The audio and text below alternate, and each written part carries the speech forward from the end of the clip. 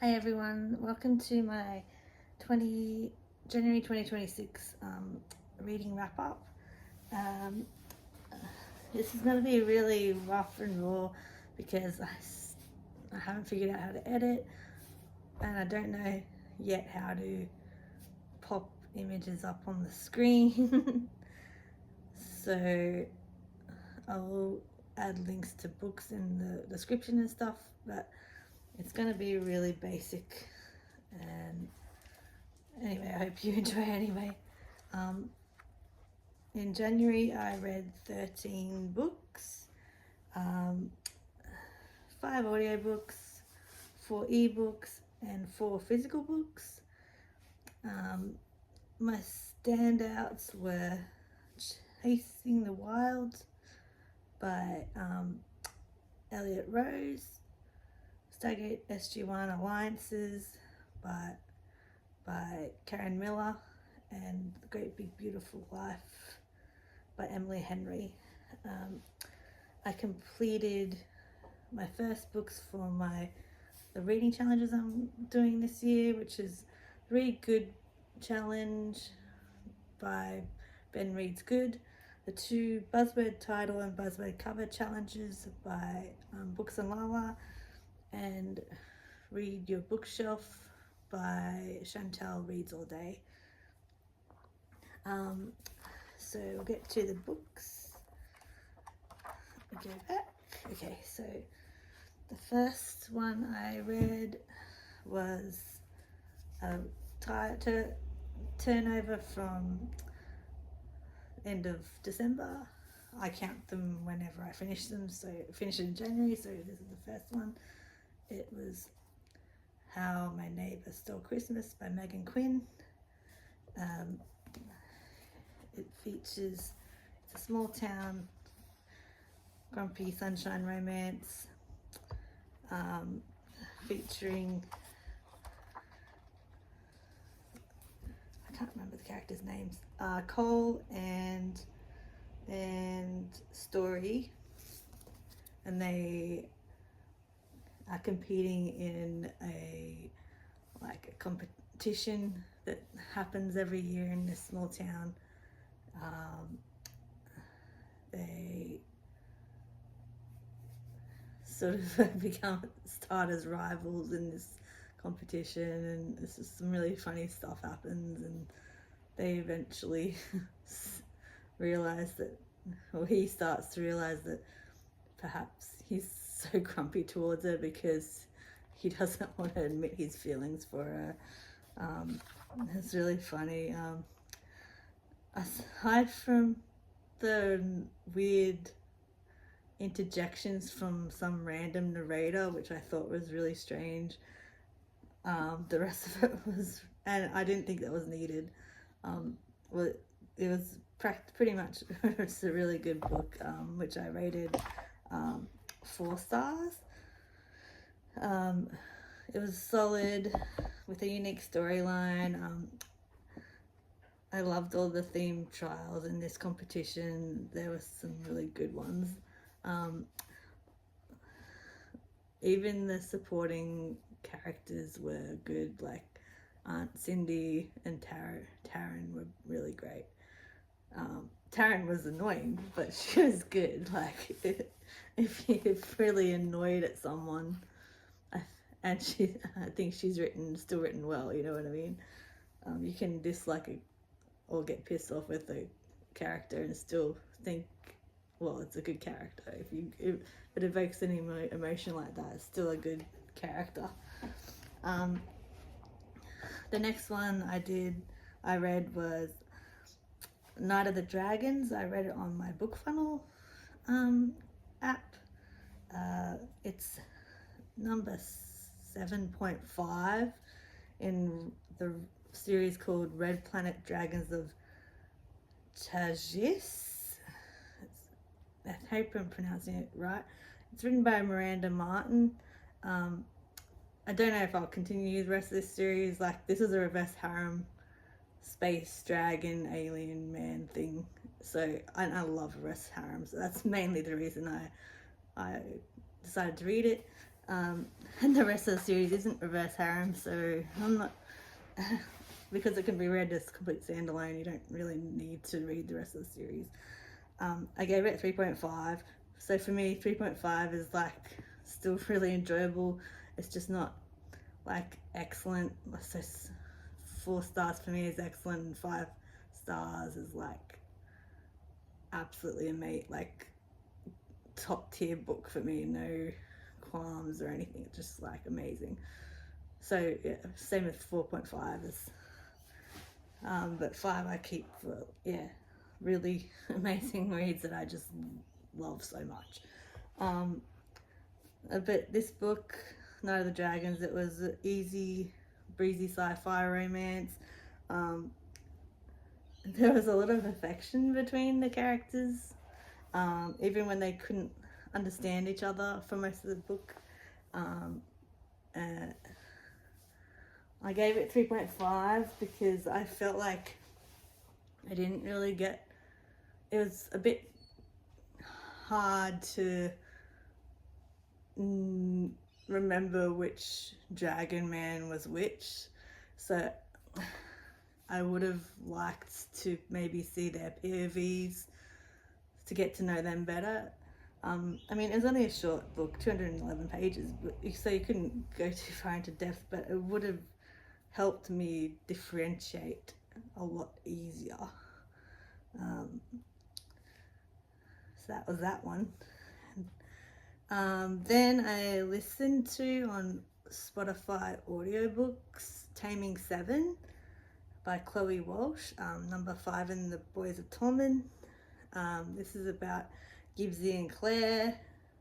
Gibbsy is my favourite of all the Tommen boys. I think he's hilarious. We find out in here that maybe he's one of these people who uses humour to hide a lot of the shit that he's been through. Excuse my language. I don't know if I'm allowed to swear on YouTube. I swear a lot, just in conversation. I really liked how, once again, like, Chloe Walsh is really good at unfolding the layers of her characters. Like, you'll see them in other books and you just don't get it until you get to their books, and there's so much more depth to them. Obviously that's going to be the case, but like, it's more so in Chloe Walsh books, I find, than most books. Like, there's so much it's a lot of trauma, so even though they're young adult characters, I don't feel that it's a young adult series. I think it's like young adult for adults. I think it's like should be read by 18 and over, maybe immature like 16 or 17 if they can handle darker themes. Because I mean, I'm a millennial. In my era, we had to read bloody Looking for Alibrandi in school. That was pretty harsh. But like, yeah, it's not a young adult novel or series. So yeah, I really liked the slow burn again between Claire and Gibbsy, who basically adored each other since they were 5 years old or younger. That was amazing. I really loved that. Then I read my only 5-star of the month, Chasing the Wild by Elliott Rose. Holy crap, this book is... I've read a lot of books since then, and I love this book. I love it so much. There's a reason why it's like really popular, because if you like age gap, bit of forbidden romance, like ex-boyfriend's father, then this is it, man. I love all that stuff. I love taboo and forbidden, and like, give it to me. And it was amazing. I powered through this. It took me in its grip and refused to let go, and I kept one of those books where I just wanted to keep reading for any moment I could find in the day. It was amazing. It features Colt is the ex-boyfriend's father. He's 42, so to me, well, he's my age. Like, she's only like, I think they said she was 25. Layla was 25 or so. So like, it's not like she's barely legal or something. She's like just on the last year of her university veterinary hospital, veterinary course, and she has to, basically, she needs a bit more practical work to pass it. And when his son does something really fucking terrible and fucks up the job that she's supposed to go to, Colt decides to let her do her prac on his property, and it goes from there. So they get snowed in and so on and so forth. Can I say Colt is the sexiest man I've read for a while? He's like intense and he's skilled and he's just amazing. So if you're into that sort of thing and you love cowboys like I do, yes, check it out. Then I listened to Before the Sunset, which by Laura Pavlov. It's the fourth in the Cottonwood Cove. Yeah, the fourth book in the Cottonwood Cove series. And I love this series. It's the first series the second series I've been listening to of Laura Pavlov. The first one was Montgomery Brothers last year. And I adore this series. It's contemporary romance, small town. The narrators were Maxine Mitchell and Jacob Morgan. It's also childhood best friends, celebrity, fake dating, friends with benefits. This is one of my books that I did for a buzzword title prompt before and after title. Oh, I forgot to mention Chasing Wild was also for my buzzword cover prompt, and I also used it for I can't remember, I used it for one of the other prompts too. I'll check it out, I can't remember. Yeah, so this is Finn and Reese. Finn is one of the Reynolds brothers. These two have always been best friends, so he is such a good friend. Like, he'd love to have a friend like this guy. Well, I liked how a lot of the past was explored. Like, we weren't just like told and expected to believe it. I'm someone who loves flashbacks in books because like, you know, there's the reason for flashbacks. You need to, if it's, like, it's gonna inform the rest of the story. Like, flashbacks are needed, and especially in like a second chance or friends to lovers sort of thing where they've been friends forever, like childhood friends forever. I think it's important to see the history. This book is like a warm hug. I not only loved the relationship between Finn and Reese, but I love Finn's relationship with his family. I mean, the Reynolds family is really good all throughout the series, but I just found it extra funny in this book. It's hilarious. On a final note, the family dynamics are one of my favorite things in any romance, but Laura Pavlov seems to do it really well in this series anyway. On the final note, I think the performances were so good. I really like Maxine Mitchell already. She does a lot of Melanie Morland's series, which I've just binged all the like vested interest ABC Corp and the Contract series over the last 2 years, and like I listened to them all, so I came to love Maxine Mitchell, and it was very interesting to hear her in a different way, like in a new story sort of thing. Jacob Morgan was hilarious as Finn. He just brought this really fun and lighthearted feel to him, and I really enjoyed it. Yeah. Then I read this one called Dark Tracks by Philippa Gregory. This is the final book. Unfortunately, it's the final published book in this Order of Darkness series that Philippa Gregory was writing. It's a young adult historical fiction. Basically, it's about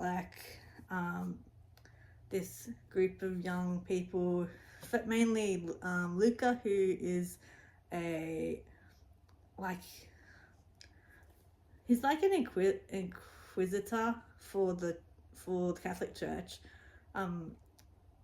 They were sent out in the very beginning of the Dark Ages sort of thing, to report on any kinds of strange happenings and things, because they thought, because the Ottomans were encroaching on Europe, they thought it was the end of the world, so they were documenting things that they thought were portents for the end of the world. And so this series has been about them going to different places in Europe where strange happenings have been occurring.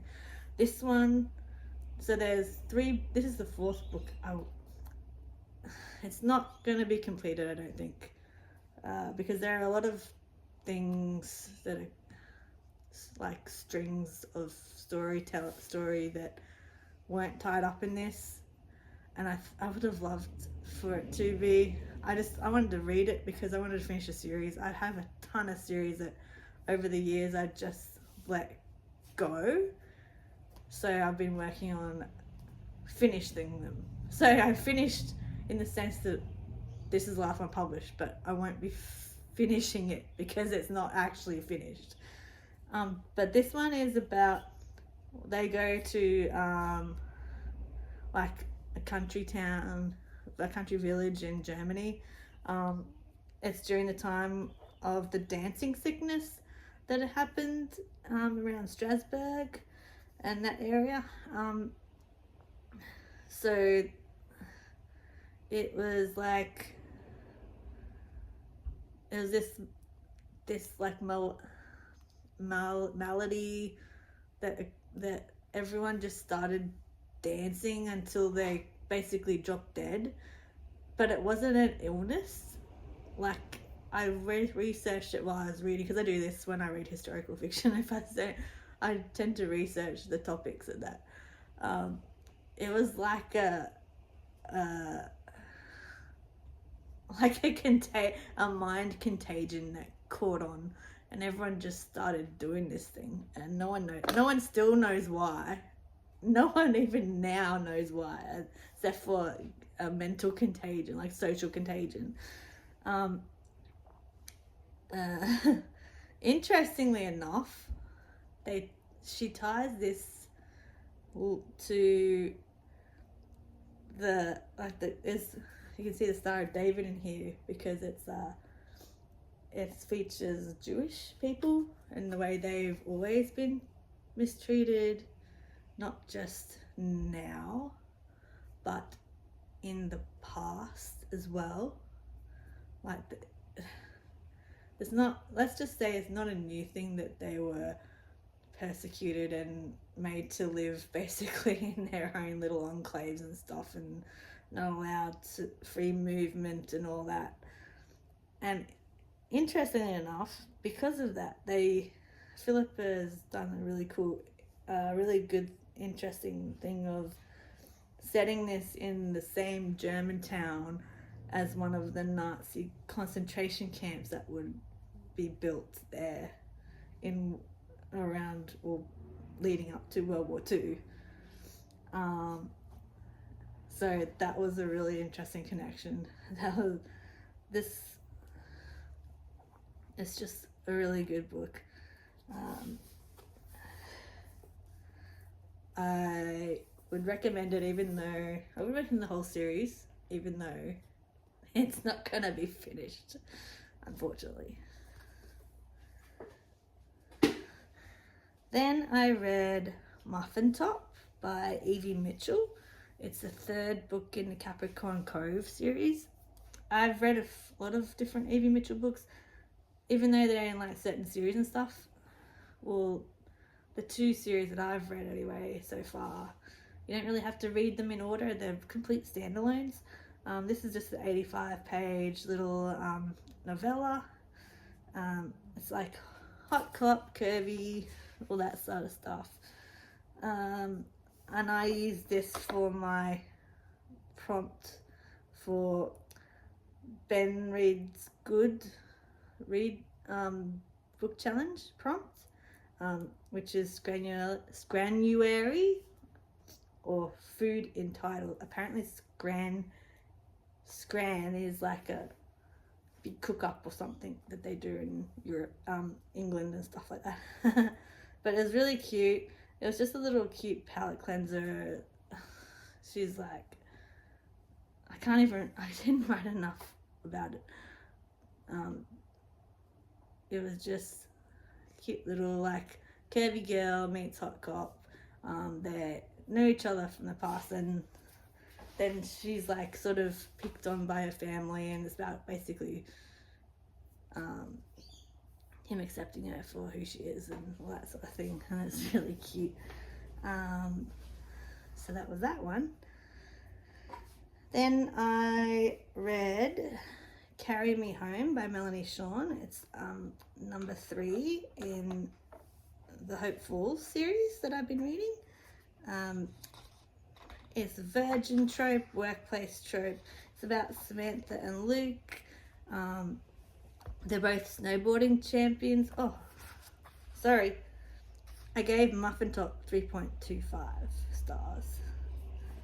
I keep forgetting to give you the ratings. And if I didn't tell you what I rated Dark Tracks, I also rated that 4 stars. Carry Me Home, I've rated 3.25 stars. Yeah, Samantha and Luke, they're snowboarding champions. They've seen each other on the circuit, but never really interacted too much, mainly because she fucking won't interact because she's so shy of him. And she has like preconceived notions of what he's like playboy, blah blah blah, but he's actually not. He's more a family guy. So they end up both getting jobs at Sam's friend Amanda's new, it's not new, it's like a big outdoor activities area, but she's taken it over from her recently deceased father, and they're adding a new section on, which will be like skiing and snowboarding, and they're coming on as like coaches for this. And yeah, it's basically about them getting to know each other, acting on their romantic feelings for each other. I've enjoyed a lot of this series. It's like just a little palate cleanser sort of story, the whole series is. But I didn't quite enjoy this one as much as I'd have the others, because some of it felt a lot more forced than some of the other series.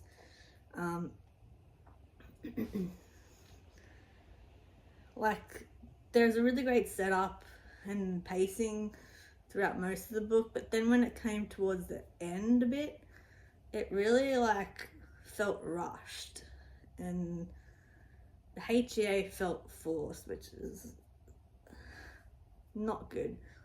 I didn't like. There's obviously going to be, it's a romance, anything romance equals HEA, but it just didn't. It needed a bit more work towards the end of the book to be able to be a decent HEA. but I loved the virgin trope. I just, yeah, once she gave herself over to him, it felt very rushed. Just a moment, I'm gonna get some water. And then I listened to Great Big Beautiful Life by Emily Henry on my Spotify again. I use Spotify and Audible for my listening. I think I have a few on BookFunnel too, but I got Libro, but this is one I've listened to on Spotify. Sorry if I have to drink water, I'm getting a dry throat. But it's basically about Alice and Hayden, who both are in the contending to write a biography about Margaret, who's like an heiress. She's an elderly lady now. She's had a really glamorous life, and she married like a famous singer who was like the Elvis before Elvis came out and took his thunder, basically. I really enjoyed this. I gave it 4 stars. I don't understand why people are dumping on this book, because like, well, unless they're expecting it to just straight up be a romance, and they have it, maybe if you don't read women's fiction a lot like I do, you're not going to enjoy it as much, because it's not strictly about the romance. Like, that's a portion of the book, but a lot of it is also Margaret's life. So you get, like, that's the women's fiction side of things. And also in women's fiction, there tends to be a lot of like, a lot of the ones I like to read anyway, is like, there's something happening in the past, and there's also something in the present that the past is informing. And I really loved that. I love that. That's what I love about like women's fiction, where it's partially historical and partially present day. And that's what a lot of what this is like.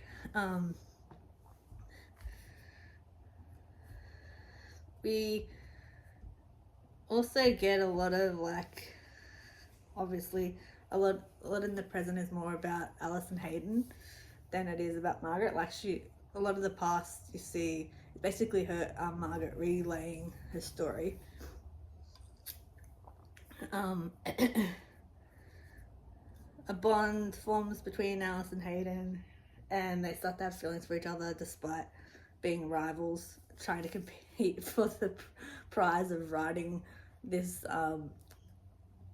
book. And it causes a little bit of friction in the sense, like, they want to hook up, or do more than hook up, but get together, but they don't know how each other is going to react to, not like, if one gets it, when one gets it, how is the other one going to react to being the loser, basically. So, then I found it really I found both storylines engaging, and I loved what I write here. I'm going to read from my notebook because it's quite a complicated book. I said, it's fascinating to see how the story of these lives, seemingly separated by time and unfamiliarity, come together in the end as you realize they're not so separate after all. So there are threads that are really great, really well woven together, that brings like, it creates mystery, and then it brings you a really great conclusion. It was such a really good book, and I don't think it's deserving of the hate that it's getting. It doesn't get any hate. It's getting, like, they don't dislike more than other Emily Henry books, but I like it just as much. That's it. Sorry, my throat. Then I listened to Sunkissed Days by Samantha Chase It's 0.05 of the Magnolia Sound series. This one I did listen to on Libro. I'm only new to Libro, so I haven't listened to a whole heap of there. But this is like, I think it's the second or third one I've listened to on there. And I didn't mean to start a new series because I got a whole heap of other series to finish first. But now I got a new series to get through. But that's fine. It's alright.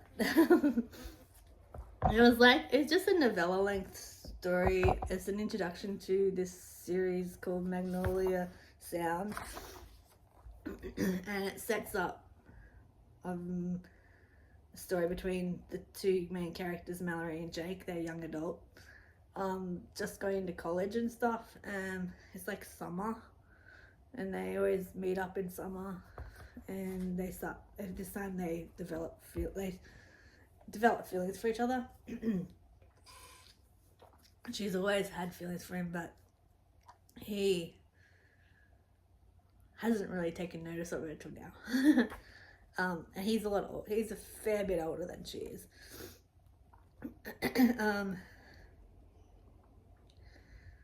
It's really sweet and a little bit steamy, but like not overly. And it's like it was another cute little palate cleanser sort of read. And obviously it ends because it's a 0.5 and it leads into their main book. It does end in a cliffhanger. But I really enjoyed it enough to want to continue this series. Another series that I gotta start. But that's okay. I do that a lot. I will. That's what you get for mood reading. Then I listened to on Spotify again, Retribution, which is the third book in Sadie Kincaid's New York Ruthless. This is about Jessie and her reverse harem guys, Shane, Liam, Connor, and Mikey. They're Irish mafia, and she came into their lives as a hacker. She's actually the daughter of the Bratva leader, who if you haven't listened, let's just say I gave it 4 stars and I enjoyed it, and this installment was really good. I don't want to give too much away because it's the type of series that you have to listen to. It's the type of series you have to listen to in order. It's not like standalones, you know what I mean? Interconnect standalones. You have to listen or read in order because it just the story continues. So I can't tell you too much because it gives it away. But and just it's mafia light. It's not really. They call it dark romance, but it's very lighter mafia, you know. I read Tilly Cole's London, or what's it called, Lord of London Town last year, and I've read like some Monica James before and stuff like that. Let's just say there's a whole lot darker mafia than this. So if you want to dabble into mafias and like not be too emotionally invested in like the mafia, actual mafia dark stuff, then this is like a fun one to get into. It is fun. It's just basically a background thing more than anything. Yeah. The final one I read was Stargate SG-1 Alliances by Karen Miller. So I got a whole heap of Stargate books. They're in that way sort of thing. Those are some there, if you can see. I love Stargate, man. I've always been a Stargate person. I gave this 4.5.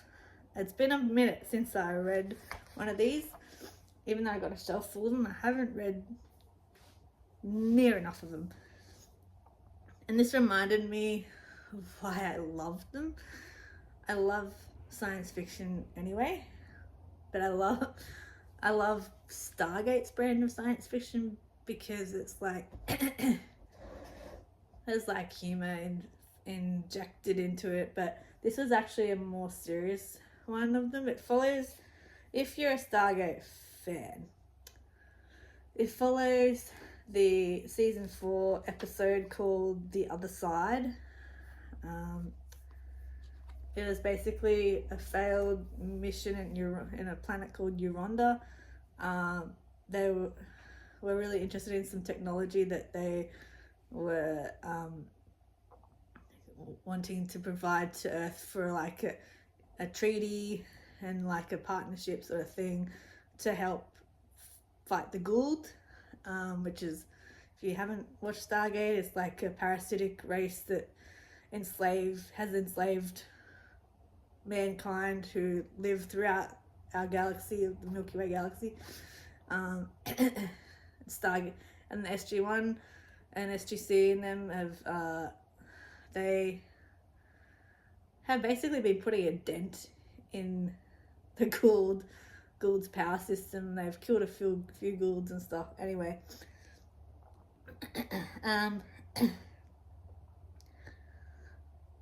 the way it follows on is that this basically deals with the aftermath of that episode. They found out that the Urondans were basically like not literally like that planet's version of Nazis. So they decided to like leave, and like they were leaving just as the compound that these people lived in was like getting destroyed, and then the leader, who's basically Hitler, was trying to come through with them. And at the last minute, once they got through back to the Stargate command, they closed the Iris, which is this metal shield that's built over the Stargate. If you try to come through the Stargate when that's shut, you're not getting through. You die. You're dead. Sounds terrible, but it's just their safety mechanism.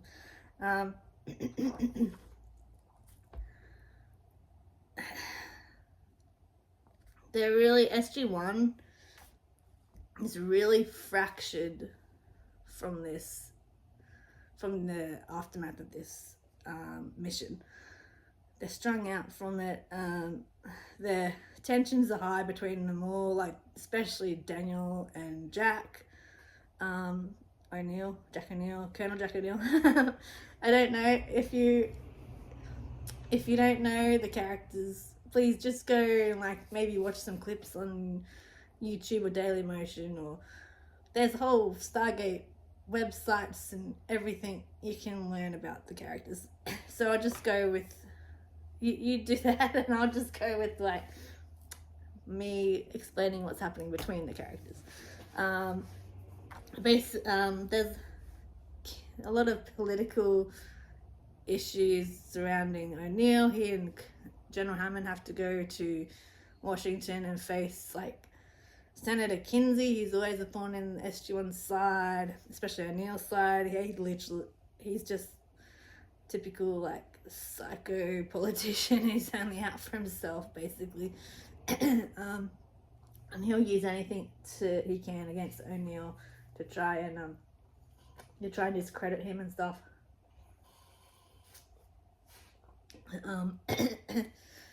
Anyway, basically shit hits the fan. O'Neill loses his temper, and it causes problems more again.